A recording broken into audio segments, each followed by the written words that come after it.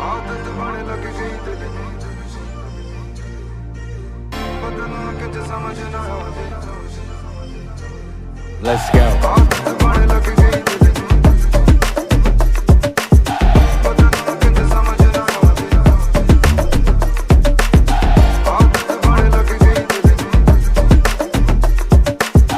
बदलना कुछ समझ ना आवे।